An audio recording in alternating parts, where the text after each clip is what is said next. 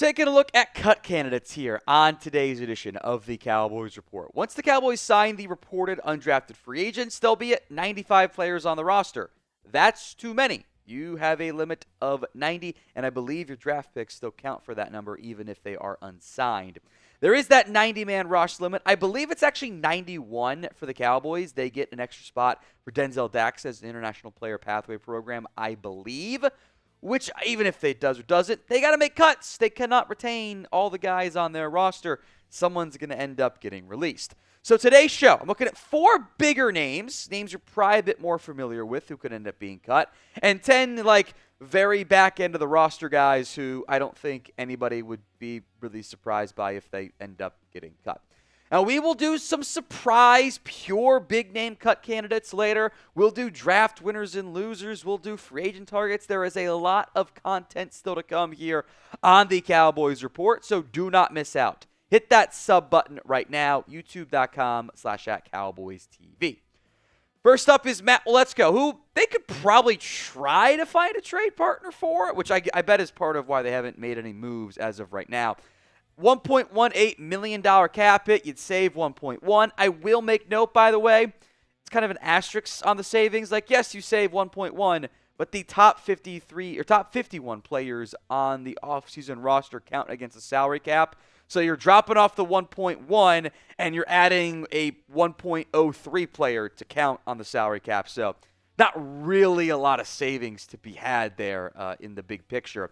Well, let's go. The former draft pick, the last remnant of the Amari Cooper trade, which, yeah, that one.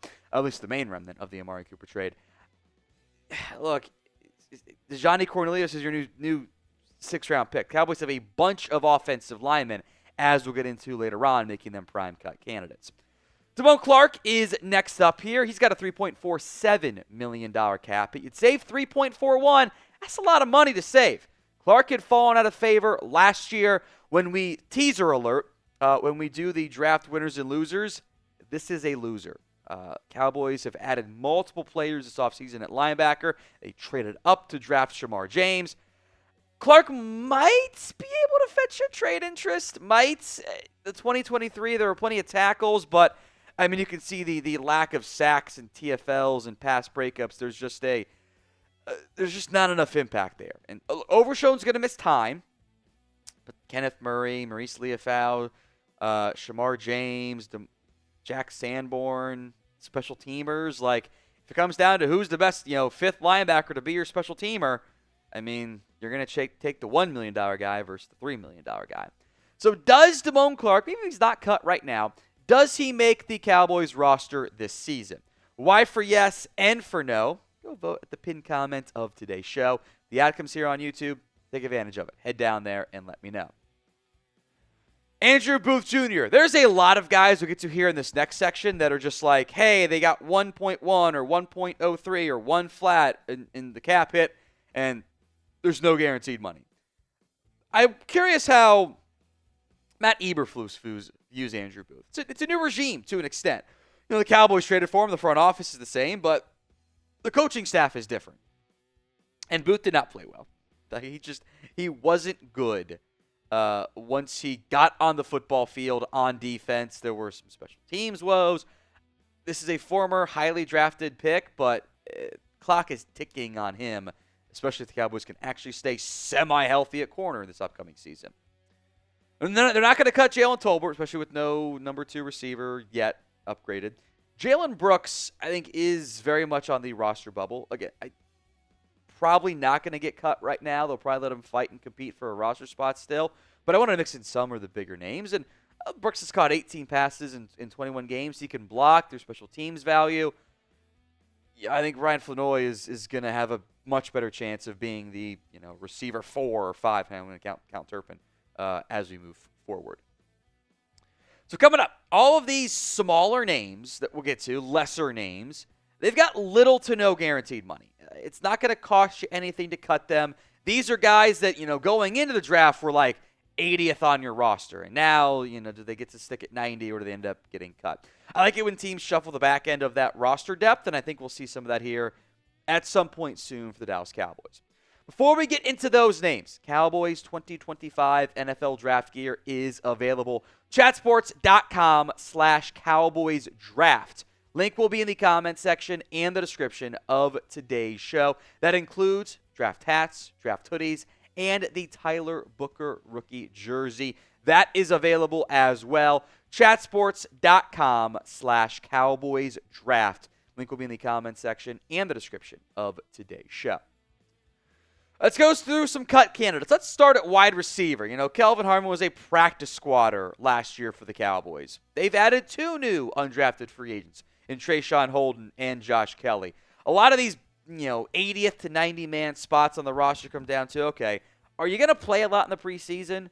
How deep do you need to go? Because you're not going to play Lamb. You're not going to play Tolbert that much, I don't think. You won't play much of Turpin. Mingo might get a little bit of playing time, but then that still leaves 8 receivers. Do you need 8? I think maybe 1 or 2 of these back-end guys could end up getting released. Seth Williams out of Auburn, who fits the similar mold of Kelvin Harmon, of like bigger body. He was a draft pick. I also mentioned Jalen Cropper. I am curious to see what Schottenheimer thinks about him. This, I think, is the least likely of the wide receivers to be cut. I think Shotty might be a little bit more intrigued to have a slot receiver option. So I'm very curious what's happened there with Cropper. So name a player who you would cut. I'm sure we'll get some big name answers here, and that's fine. Let me know in the comments section of today's show. A couple years ago, Earl Bostick was one of the most expensive Cowboys undrafted free agents that they picked up. He has had some health issues, hasn't been able to make any impact.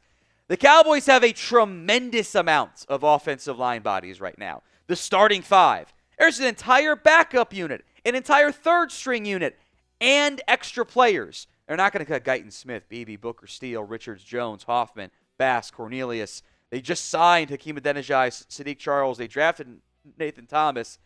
Dakota Shepley signed in free agency, but it was a reunion for him. So that stands out as Earl Bostick and Jack Anderson. He's played a little bit over the course of his NFL career, but the Cowboys have added so many guards. You don't need all these guards. So I would almost wonder if Jack Anderson is like the number 1 player most likely to get cut. Luigi Villain out of Wake Forest, who was at Michigan, I believe, to begin his career, has played very limited amounts there. I just wonder, you draft Donovan Ezeraku, you sign Peyton Turner. I think Tyrus Wheat is going to get plenty of playing time. The edge room is a little bit deep. It's also a little deep of guys who probably aren't going to play a lot in the preseason. So you might need to just have extra depth at edge with guys like Villain, with guys like Ernest Brown IV, who's got inside-outside flexibility as well. But the Cowboys have their long-term outlook pretty well set at edge, I think. At least for this season. Let's have some fun. Madden style. I want you guys to rate the Cowboys roster. Scale it for me 1 to 99, just like Madden does. 1 to 99, go vote in the comments of today's video. Brock Moggensen, elite name, by the way, for Brock. I just think Moggensen's a good linebacker name. Undrafted free agent last year, but again, like we mentioned, there are a lot of linebackers right now on this Cowboys team, and I don't know if they need 10 of them. Even with Overshow not healthy to begin the training camp and preseason side, that just feels like a little bit more than what you need. Let's go to the cornerback room, because I don't think they're going to cut any safeties. They have no safeties. Luke Parku, who has bounced around the NFL, Pittsburgh most notably. Corner is kind of a weird spot, and you could almost see a scenario where the Cowboys have to cut somebody going into training camp, and then they able to get back going with camp because they get some guys on the PUP list and stuff. But again, they are deep at corner right now. They added Bruce Harmon. They didn't need to do that. Kamon Hall got a little run late on the practice squad. Just flashed in the preseason. Josh Butler's going to be banged up, but Goodwin's not going to play. I bet they play a ton of guys like Izzy McQuamu and Elam and Carson. Probably play a ton of the preseason. So those names stand out. Troy Pride Jr. got pressed into duty last year as well. I could even see a scenario in which they have to release a corner for a month and then bring him back right in time for the start of training camp, just because they have to wait to put guys on the PUP and everything. So I'm very curious how it plays out. But the numbers game is not It's not mathing right now for the Cowboys, so cuts are going to come.